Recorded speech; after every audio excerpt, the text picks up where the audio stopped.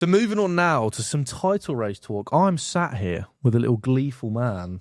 Very good week for you. Very good week for Arsenal. It was. Very bad week for Manchester City, despite the fact they've not lost the game. But you have pulled 4 points clear, 6 points clear of Villa and Manchester City. I would like to get from you a percentage, okay? We're one man who's very famous for percentages on this panel. Yeah. I've not personally done nothing there, but this is the start of your percentage arc, potentially. What percentage chance do you give right now to Arsenal winning the Premier League? 51%. No, shut up. 51%. No, come on. What do you actually? I know you're playing this. I know you're playing this gimmick of like, it's not over till it's over. A long way to go. There is a long way to go. You are right. 51%. No, but it's not. We are the favourites. No, but you're heavy favourites now. 51%. Okay, but are you giving City like 25%? I'm giving City 30, and I'm giving Villa 19. Okay, that's fair enough. Yeah. Oh yeah. It's not over yet. Come on now. It's not over yet. What would you say then? Percentages for all three of those now? I think Arsenal are 100% winning the league.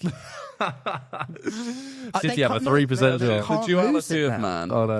They can't lose it now. No, you're trying to... Yeah, I know what you're trying to do. I know what two separate gimmicks running it. You're running it. Being actually deadly serious. No, I would be absolutely stunned if they didn't win it. I would be stunned. So, stunned is strong, but I would be incredibly surprised. I'd say which is stunned. Stunned sits around 96.3% at least. I'd say Villa have got a 10% chance. Villa got a 5% chance. Like maybe outside. Villa got a 2% chance. Actually, screw that. Just arguing with yourself. Yeah, City have got a... Let's see what Semenyo's like, maybe 20-25. City have got a 25% chance. I think Arsenal have about a 65% chance of winning the league now. The math, 70%. Yeah, there's... 25, 5 and 70. That makes sense. Yeah. Yes, that does. Yeah. Look, I think 51%. I think it's a long way to go. Bad. Look, it was a good week for us. I will give it that. It felt like a real bonus week, because I think going into it, we started the week 2 points ahead, because we started the week 2 points ahead, right?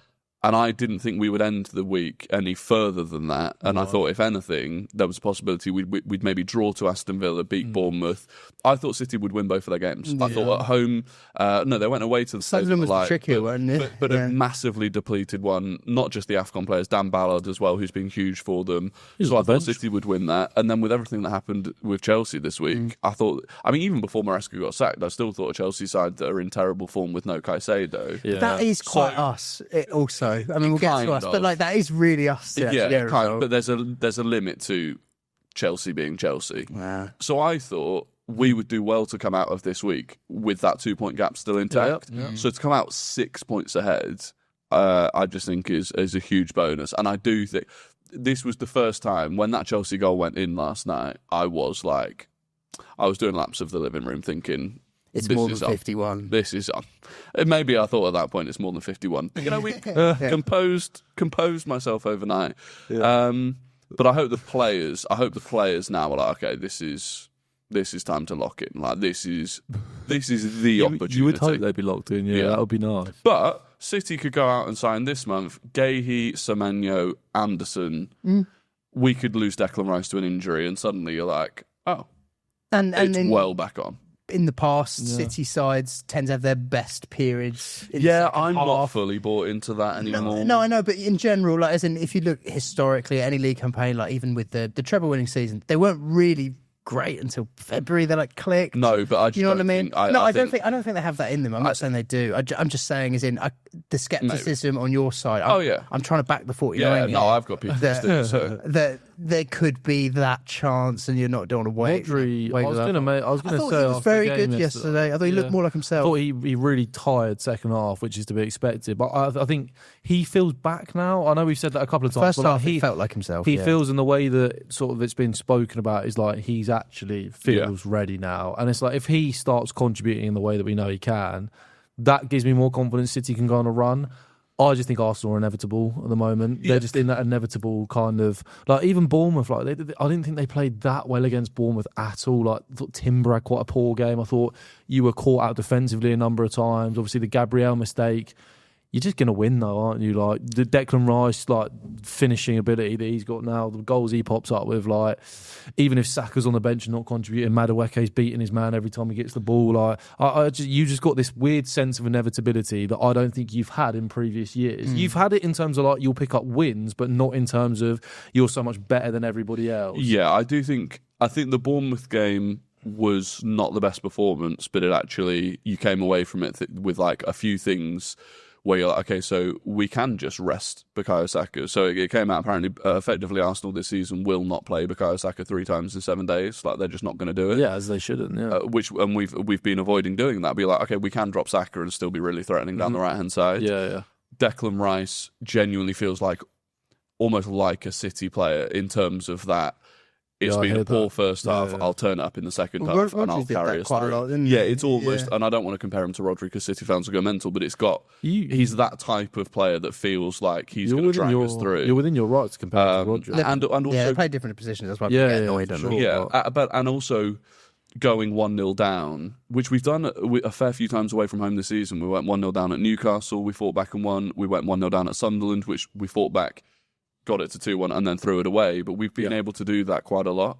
And we did it again against Bournemouth. It was just, it ticked a few things where you're going, okay, not the best performance, but in terms of winning titles, they're good things to have. You didn't really get out of second gear. No, I didn't feel like it was a game where the opposition outplayed you and you were behind. It was like, okay, Gabriel's made a 1-in or whatever mistake. First half, they were pressing them really well. Yeah. You looked panicked a little bit. No one does that to us, really. And when teams do it to us, you can get at us. But Bournemouth are just so, like, I said it in the first half and it kind of didn't age that well because they played well in the first half, but oh my God, like, when they scored their goal and then in like the 10 minutes after that, when you scored your goal, Madueke was just getting acres of space. Yeah. Because if you beat that Bournemouth press, they haven't won in 10 games. If you beat that Bournemouth press, they're so vulnerable. Yeah. And like, I mean, Diakate, who was playing a lot at the start of the season, he got dropped. And obviously they played, James Hill, who, you know, has not been a regular starter for them at all. And they just did look all like I think if Arsenal were playing at their best, I think you like pick them apart and them like 4 or 5-1. But also, they still have a really good home record, or not really good, but they're like 10th in the league for home record. And they don't concede many goals. Yeah,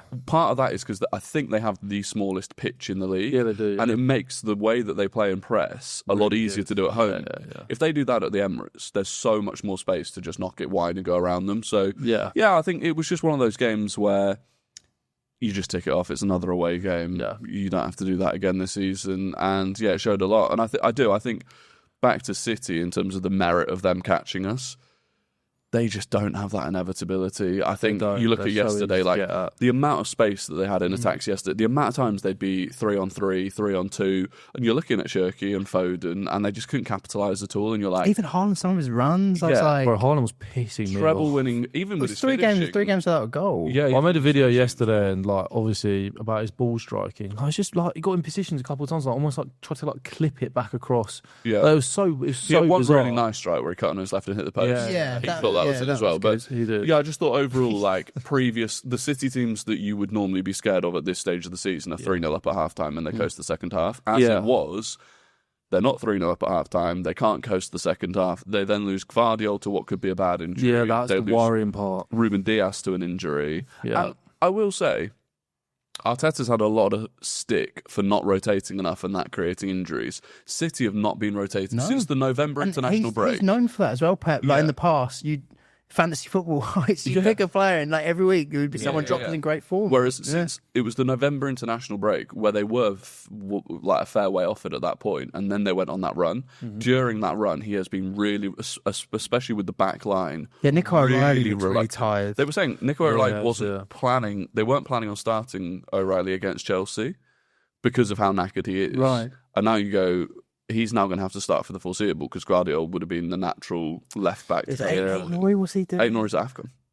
And he's been injured a lot. I know he's been injured a lot. And at the start of the season when he joined, defensively he looked really vulnerable. So, I think that's another thing where it feels like Arsenal have been through the injuries and are coming out the other side. You know, we've been through a number of games without Gabriel and Saliba. That's pretty much, I was looking back, almost all of the games that we've actually dropped points in this season have been without. I mean, the last 2 times were without both Gabriel and Saliba. The time before that was without Saliba. So it's like we've been through it, and it was almost like now City themselves are hitting that point. A lot of their players are looking tired. Rodri, I mean, Nico Gonzalez is injured, don't know how bad that is, but Rodri can't do 90 minutes week in, week out. I don't think they've got another 6, really. I think there's a lot of positives, and I'm not going to celebrate injuries, but like they do happen, and you know, no, you don't, celebrate injuries, but in a title race, if City get a few players out, beneficial. Obviously you're if Rice went down for a few, I hate when people about it. So yeah, I hate when people pretend about this stuff. I know. It's like, mate, if Rodri gets injured again, obviously you're going to be but it's for respect points on. Yeah, well, you don't want him to like get an ACL or anything. No. Like if he's out for a few weeks, he just had a really bad stomach for like 3 months. He got the flu really badly. A really bad. Yeah, cold. it's like with Arsenal. Like, you know, if Saka and Rice pick up a couple little minor injuries, I'm buzzing. Saka injury. We've been through a Saka injury this season. Like he did his hammy again this season. Him injured doesn't feel big. Yeah, I was going to say he hasn't felt quite the best heights that you can reach for a while. So like Madueke drop, there hasn't been like a significant drop off. We know when Saka's on it. Madueke is so much more direct as well. Like, so often, did really well Saka for the goal. Gets the ball. First goal. I do. Obviously, Saka is like elite, right? And I feel like part of why Saka's so good is because he always seems to make the right decision.